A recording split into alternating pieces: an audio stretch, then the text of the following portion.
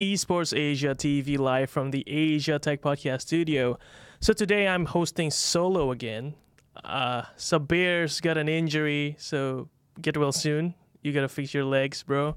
So anyway, today we are joined by one of the hottest men in esports right now.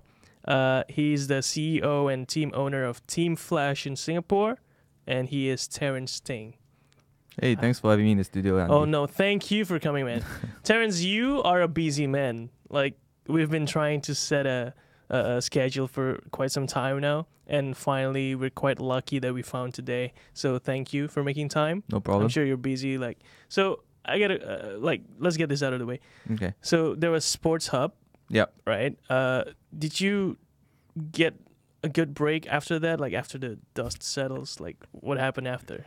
Yeah. I mean, the press conference on Friday and, preparations leading up to that, getting the place ready for the media and just making it operationally ready. Definitely, it was what I was busy with for the past couple of months. And, the discussion obviously started way back last year. Right. And it's been ongoing for a while. So, yeah, I mean, it's definitely been a busy period. And it's not just for Singapore. I mean, Right. even overseas as well with our expansion plans. Mm. Yeah, but the Sports Hub definitely is a key piece of our entire Right.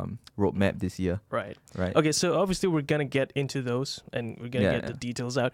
But let's start from the very beginning because I'm interested in what you were like when you were brought up as a kid, right? And what led you into diving into esports. So maybe just a quick question like what was your first game that you play?